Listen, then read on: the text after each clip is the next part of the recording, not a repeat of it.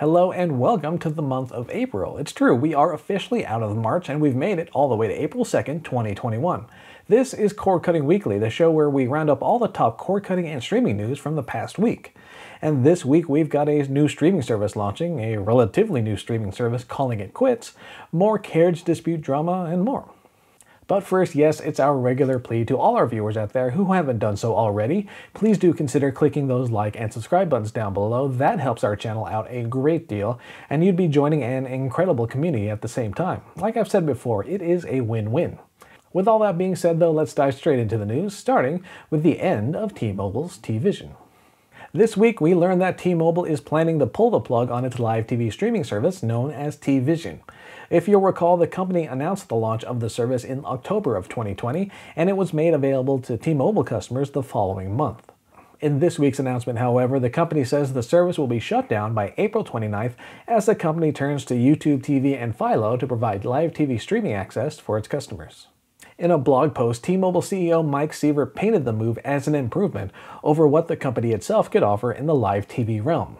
In the post, Sievert says, quote, "This is a big upgrade. YouTube TV offers more than twice as many channels as TVision Live, and Philo offers nearly twice as many channels as TVision Vibe."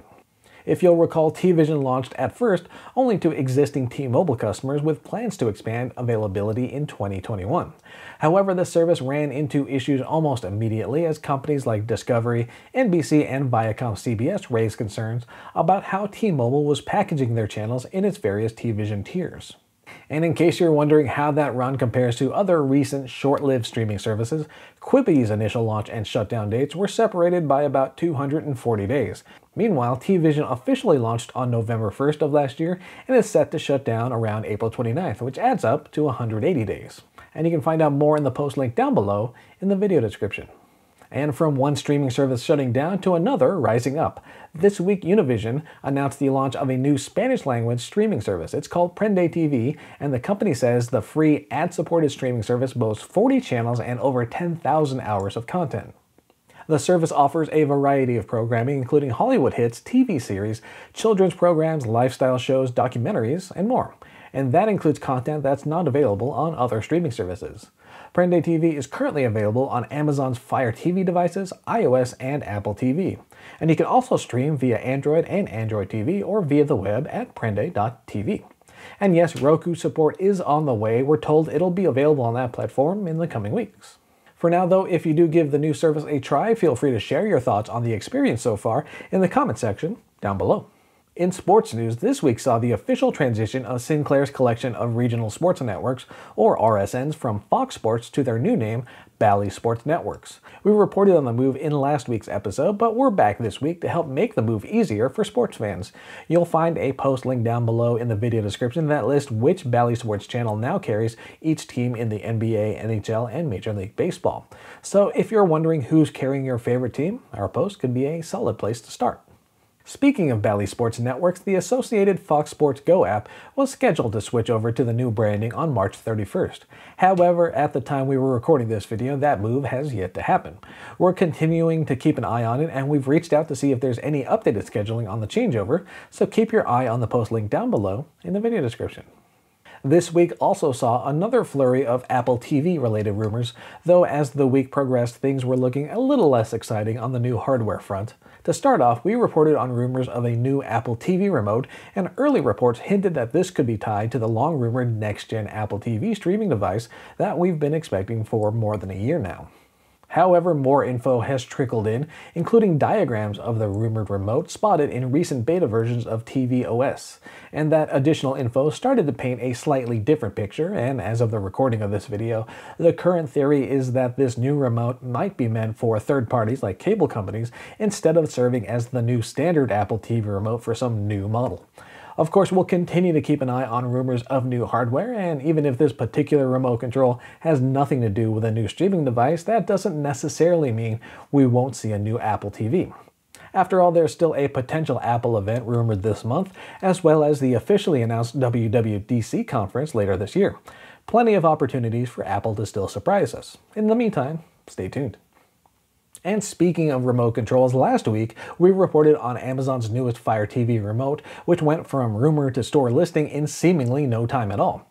Well, it turns out the company is also selling the new input device bundled with its 3rd gen Fire TV stick with an asking price of $39.99. The ship date for the remote itself is still set for April 14th, while the Fire TV stick bundle is set to start shipping a little later in the month, April 28th to be precise. So if you wanted a new remote with direct access to 4 popular streaming services and wanted a 1080p streaming device to go along with it, you can find the details in our post link down below in the video description. In more carriage dispute news, Sling TV and Dish have removed MASN and NBC regional sports networks this week following an ongoing dispute. The removal affects a reported 10 states and Washington, D.C. Channels like NBC Sports Washington and NBC Sports Bay Area are among those currently unavailable on Sling TV and Dish. Now, Dish's comments place the blame on the networks for asking for higher rates. Meanwhile, a spokesperson for NBC Regional Sports described its offer as being based on fair market terms. And like previous carriage disputes, this is a fluid, ongoing story, and we'll keep you updated on when, or perhaps if, the two sides can come to an agreement. Stay tuned, of course, to CordCuttersNews.com for all the latest. For now, though, heads up for all you RSN fans on those services. And over on Philo, the streaming service has announced a new classic TV collection that adds, well, yeah, a selection of classic TV shows. The company says the list of old favorites includes a variety of sitcoms, dramas, westerns, and more. We're talking about things like Golden Girls, Walker Texas Ranger, and Frasier, to name a few. And to celebrate April Fool's Day this week, Philo temporarily added the option to stream content in black and white for that full-on retro vintage vibe. The black and white feature itself was a one-day only affair, but Philo's classic TV collection lives on, and you can check it out over on Philo.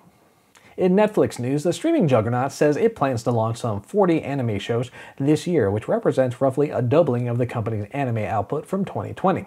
The news comes after Netflix's successful run of Blood of Zeus last year, which made several top 10 most watched lists in around 80 countries. The move is seen as an effort to appeal to audiences in Asia, which is regarded as one of the fastest growing streaming markets in the world.